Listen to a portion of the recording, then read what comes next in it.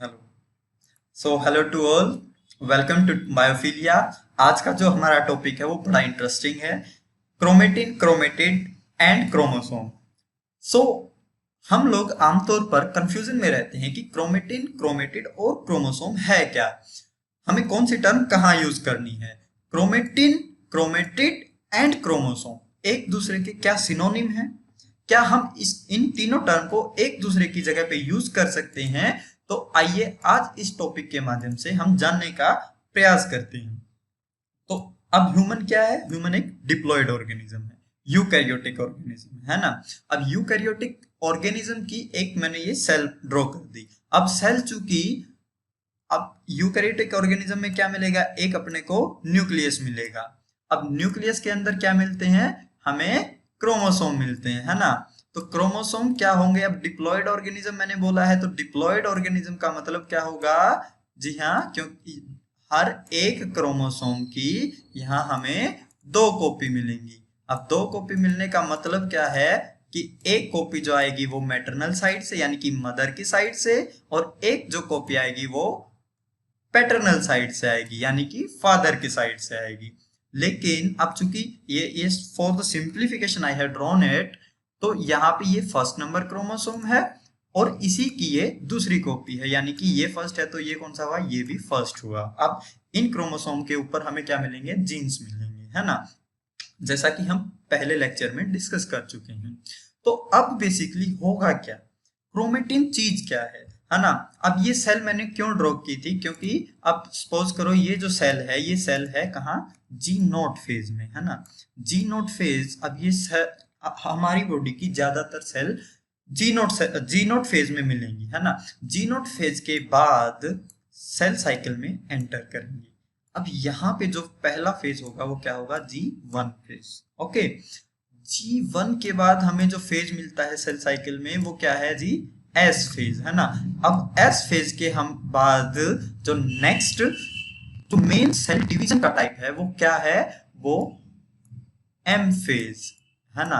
M phase का मतलब या तो वो माइटोटिकली डिवाइड करेंगी या वो मियोटिकली डिवाइड करेंगी, है ना। अल्टीमेटली इस सेल को क्या करना है जी? डिवाइड करना है।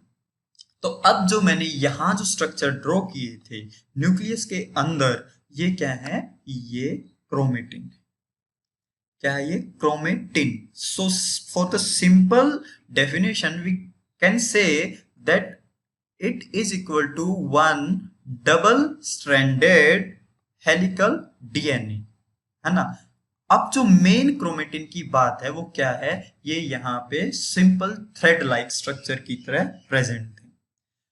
बहुत ही लंबा, बहुत खुला डुला, जिसको हम साइंटिफिकली बोलेंगे लेस कंडेंस्ड फॉर्म।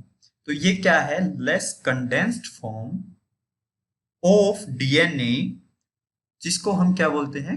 क्रोमेटिन बोलते हैं, है ना। अब ये क्रोमेटिन सेम यहां पे भी रहेगा जी। कहां पे? G1 फेज में रहेगा। अब फिर एस फेज में एंटर करेगी सर। अब फेज की क्या खास बात है? एस फेज में डीएनए रेप्लिकेट होगा, है ना। अब डीएनए रेप्लिकेट क्यों होता है? क्योंकि सेल को डिवाइड करना होता है, अपनी डॉटर सेल बननी होती है। अब एक खास बात क्या है कि वो जो डीएनए है वो सेम टू सेम जाना चाहिए नेक्स्ट डॉटर सेल में भी, है ना। तो इसलिए अब यहां एस फेज में ये जो अपना डीएनए था वो क्या करेगा जी? रेप्लिकेट करेगा। तो रेप्लिकेट अगर करेगा तो क्या मैं यहां पे हर एक क्रोमोसोम जो जो डीएनए सिंथेसिस हो गया, तो अब हर एक क्रोमोसोम की मैं क्या बनाऊंगा जी? Double copy. ओके, सो ये एक क्रोमोसोम था, अभी इसने रेप्लिकेट करके इसी इसी की एक सिस्टर बना ली, एक बहन बना ली। तो अब यहाँ पे क्या होगा जी? यहाँ पे ये सेम होगा क्रोमोसोम। सो हमारे पास क्या था? एक क्रोमोसोम था। अब उसकी उसकी सिंथेसिस रेप्लिकेशन हुई वहां पे, और उसने अपनी सिस्टर्स बना ली, है ना। तो अब यहाँ पे अपने पास क्या होगा, अगर मैं यहाँ ड्रॉ करना चाहूँ तो ये क्या है, ये सेम क्रोमोसोम था, क्रोमोसोम नंबर 1, और ये उसकी एक्स्ट्रा कॉपी थी, सेम कॉपी। ठीक है जी, तो ये क्या हुए, ये होमोलोगस क्रोमोसोम हुए, है ना। तो अब ये first number of chromosome and इसकी जो ये कॉपी है, इन्होंने एस फेज में जाके अपनी अपनी सिस्टर्स बना ली। तो ये जो होंगी आपस में, दिस वन एंड ये और ये क्या होंगे जी, ये क्रोमेटिड होंगे। ओके, तो हमें क्रोमेटिड कहाँ आके मिले, एस फेज में आके मिले। सेम इसके ऊपर भी अप्लाई होगा, ये और ये क्या है जी, ये है sister chromosomes, sister chromatid, sorry. So अब नेक्स्ट जो चीज है वो है नॉन सिस्टर क्रोमेटिड। तो इसी क्रोमोसोम में अगर मैं ये आर्म लेता हूं और इसकी जो कॉपी थी उसकी ये आर्म लेता हूं, तो ये क्या होंगे, ये होंगी नॉन सिस्टर क्रोमेटिड्स। ठीक है, तो क्रोमेटिन जो लेस कंडेंस्ड फॉर्म थी, अब वो धीरे धीरे धीरे धीरे कंडेंस फॉर्म की तरफ जा रही है आगे। ठीक है, तो ये क्या हुए, ये क्रोमेटिड, सिस्टर क्रोमेटिड, इस ये सारी क्रोमेटिड है। ठीक है, तो 1 2 3 4 ये क्या है, ये क्रोमेटिड है। और आगे जाके मैं एक चीज और इंपॉर्टेंट चीज बताऊंगा जो बिल्कुल लास्ट में क्लियर होगी आपको। तो ये sister chromatid with respect and this arm and this arm, these are non sister chromatids. ठीक है जी, अब फिर आगे कॉम्पैक्शन होती चली जाएगी। यानी कि जो जो हम न्यूक्लियोसोम मॉडल पढ़ते हैं उसमें क्या है कि एक थ्रेड था, थ्रेड आपस में किसी और चीज के साथ घुलता गया घुलता गया घुलता गया, वो कंडेंस फॉर्म की तरफ बढ़ता चला गया। तो लास्ट में जो हमें मिलेगा, जब सेल क्या करेगी, एस फेज के बाद कहाँ जाएगी जी, एस फेज के बाद जाएगी माइटोसिस फेज में। अब माइटोसिस में क्या है कि cell have to prepare for division. तो अब यहाँ पे सेल डिवाइड होगी, जो जो अपने को जो डीएनए यहाँ सिंथेसिस हुआ था, रेप्लिकेट हुआ था, अब ये अपने विद रिस्पेक्ट टू अपनी एक एक डॉटर सेल में ये सेल भेजेगी, है ना। तो अगर इसकी मैं ये ड्रॉ करना चाहूँ इसकी डॉटर सेल, तो हमें क्या क्या मिलेगी, एक सेल ये, और माइटोटिकली अगर ये डिवाइड कर रही है तो एक सेल ये, यहाँ पे जाके माइटोसिस पूरी होगी। इसके भी फेज है ना, prophase, metaphase, then anaphase, then telophase, है ना। तो अब यहाँ पे क्या होगा, अपने पास ये 2 सेल मिलेगी। ओके, लेकिन अब जो मैं डिस्कस कर रहा था, प्रोफेज, मेटाफेज, ये इन इसके जो है वो पार्ट्स हैं, है ना। तो यहाँ पे क्या होगा जी, इसके 4 पार्ट हैं बेसिकली, यहाँ पे prophase, metaphase, anaphase and then telophase. तो अब कंडेंसेशन की जो प्रोसेस है वो चलती आ रही है, चलती आ रही है। यानी कि जो एक खुला डुला अपने पास डीएनए पड़ा था, अब उसने कुछ अपने यार मित्रों को बुलाया, अपने पड़ोसियों को बुलाया, जिसके साथ वो घुलना मिलना चाहता है कि मैं बहुत ज्यादा बड़ा हूं, मेरे को छोटा होना है ताकि मैं इस सेल के अंदर अच्छे से रह सकूं, जो मेरा काम है वो मैं कर सकूं, है ना। तो अब प्रोफेज में वो प्रोसेस कॉन्टिन्यूअस है, मेटाफेज में वो कॉन्टिन्यूअस प्रोसेस है। अब हम अगर ध्यान दें तो मेटाफेज जो माइक्रोस्कोपिकली अगर हमें क्रोमोसोम देखने हैं, कैसे देखेंगे, माइक्रोस्कोप के साथ, है ना। किसी चीज के साथ उसको बाइंड कर देंगे, मतलब कि जैसे सेल डाइज आती हैं तो वो बेंडिंग पैटर्न पे हम क्रोमोसोम देखते हैं, है ना। अब वो कहाँ दिखते हैं अपने को, वो मेटाफेज में दिखते हैं। ये जो नीट का जो मोस्ट इंपॉर्टेंट क्वेश्चन कई बार प्रीवियस ईयर्स में आ चुका है कि अपने को कहाँ पे क्रोमोसोम वेल दिखते हैं, बहुत बढ़िया तरीके से दिखते हैं, तो वो मेटाफेज में होगा। अब बेसिकली है क्या, अब डीएनए हमें पता है, हम बोल देते हैं डीएनए क्या है, बेसिकली एक पॉलीन्यूक्लियोटाइड सीक्वेंस है। यानी कि एक न्यूक्लियोटाइड के साथ दूसरा न्यूक्लियोटाइड अटैच्ड होगा, है ना। अब क्या है कि एक यहाँ कोई न्यूक्लियोटाइड है, ठीक है, इसके साथ कोई दूसरा न्यूक्लियोटाइड आएगा, ये दोनों किसके साथ जुड़ेंगे, ये फॉस्फोडाइस्टर बॉन्ड के साथ। फॉस्फोडाइस्टर बॉन्ड क्या है, एक कोवेलेंट बॉन्ड है ना, ये बहुत इंपॉर्टेंट है। तो अब इसके साथ ये यहाँ ये simple B DNA, the most important जो थिंग है वो यहाँ पे जब क्रोमेटिन था, क्रोमेटिन की जो डायमीटर था जो उसका, वो था सिर्फ और सिर्फ 2 नैनोमीटर, है ना।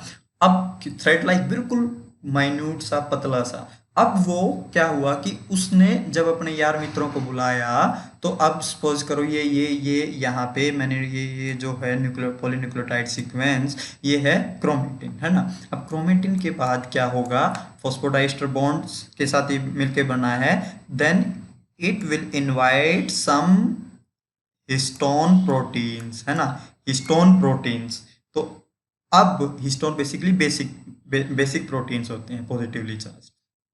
तो और ये क्या है, ओक्टामर की, एक ओक्टामर की फॉर्म में होंगे। अब ओक्टामर के ऊपर डीएनए अपने आप को रैप कर लेगा, है ना, अराउंड द हिस्टोन ओक्टामर। तो ये इसके ऊपर ऐसे कॉम्पैक्ट होता चला जाएगा, ठीक है जी। अब यहाँ पे जो इसकी जो इसका जो डायमीटर होगा वो होगा 11 नैनोमीटर, ठीक है। अब 11 नैनोमीटर जो हम आगे जाके पढ़ेंगे, solenoid model and other different models of the compaction of DNA, nucleosome model. तो अब उसके बाद फिर से ये फर्दर कंडेंस होगा, ठीक है। अब ये यहाँ पे कुछ और चीजों को बुलाएगा, जिसको हम क्या बोलते हैं, जिसको हम बोलेंगे नॉन हिस्टोन प्रोटीन्स, ठीक है जी, non histone proteins. So non histone protein भी अब इसके साथ आके बाइंड कर जाएंगे और इसकी कॉम्पैक्शन में मदद करेंगे। तो लास्ट में जो अपने को जो फुली कॉम्पैक्ट जो स्ट्रक्चर मिलता, जिसको हम आमतौर पे ऐसे ड्रॉ करते हैं, वो क्या मिलेगा अपने को, वो मिलेगा क्रोमोसोम। तो ठीक है, diploid organism clear, homologous organism, homologous chromosome clear.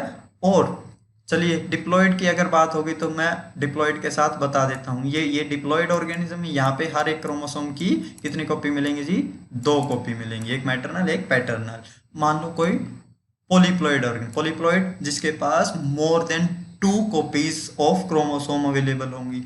तो अब सपोज करो मैं मान लेता हूँ ये फर्स्ट क्रोमोसोम है, इसकी सेकंड कॉपी आई, ये यहां तक क्या था, ये डिप्लॉयड है, ओके। देन इसके बाद एक और कॉपी आ गई, ये वन, तो ये क्या होगा जी, ये ट्रिप्लॉयड ऑर्गेनिज्म होगा, ओके। अगर एक और हो गई तो वो टेट्राप्लॉयड होगा, ठीक है। तो ये बेसिकली प्लॉयडी किसके बेस पे होती है, वो होती है नंबर ऑफ क्रोमोसोम की कॉपी कितनी प्रेजेंट है, okay. So it is clear now, then we will proceed. So now we are going to proceed towards, so now we will move towards the bivalent and tetrad conditions. तो एक ये भी आमतौर पे हमें confusion रहती है कि बाइवेलेंट और टेट्राड असल में चीजें क्या होती हैं। तो चलिए स्टार्ट करते हैं। तो एज वी ऑल नो, अब ये इसी सेल में क्या होगा कि सेम क्रोमोसोम प्रेजेंट हैं, 1 and 1, यानी कि एक ही क्रोमोसोम की 2 कॉपी। तो so now we will move towards another concept of bivalent and tetrad. इसमें भी दरअसल हमें काफ़ी कंफ्यूजन रहती है, ये टर्म्स क्लियर नहीं होती कि बाइवेलेंट और टेट्राड चीज़ क्या होती है ना। तो चलिए ये जो सेल हमने ड्रॉ की है, इस सेल में क्या है, डिप्लॉयड सेल। तो यहाँ पे एक क्रोमोसोम की 2 कॉपी प्रेजेंट है, 1 and 1।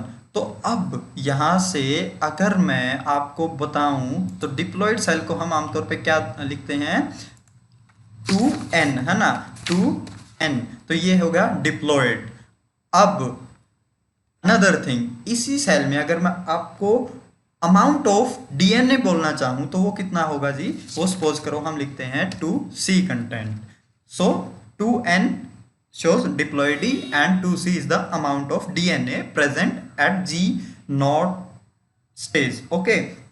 then अब ये सेम ट्रेंड जो रहेगा वो रहेगा जी अपना कहाँ, G1 में। तो G1 में भी अगर मैं बोलना चाहूँ आपको तो क्या रहेगा, सेम ट्रेंड। लेकिन एस फेज में एज वी हैव डिस्कस्ड कि यहाँ पे क्रोमोसोम रेप्लिकेट होगा, डीएनए रेप्लिकेट होगा, है ना। तो रेप्लिकेट अगर होगा तो क्या मैं यहाँ पे 2C लिख सकता हूँ? जी नहीं, क्योंकि यहाँ पे जो दरअसल कॉन्सेप्ट आता है वो अगर मैं आपको ड्रॉ करके दिखाऊं तो यहाँ पे हम क्रोमोसोम कैसे बना रहे थे, ऐसे, है ना। सिस्टर क्रोमेटिड्स असल में यहाँ पे आ चुकी थी। सो ये फर्स्ट क्रोमोसोम एग्जैक्टली वो ही है first, and this one is also it's copy. तो यहाँ पे क्या था, सिस्टर क्रोमेटिड्स आ चुकी थी। तो अगर मैं with respect to amount of DNA आपको बताना चाहूं तो क्या होगा, one, this one first term, second, third and fourth. तो यहाँ पे एग्जैक्टली तो जो अमाउंट ऑफ डीएनए है वो डबल हो चुका है ना। तो अगर यहाँ पे मैं लिखना चाहूं, सेल क्या है, सेल 2n डिप्लॉयड ही है ना। लेकिन जो यहाँ पे अमाउंट हो चुकी है वो इसकी डबल हो चुकी, 2C की डबल क्या होगा, 4C।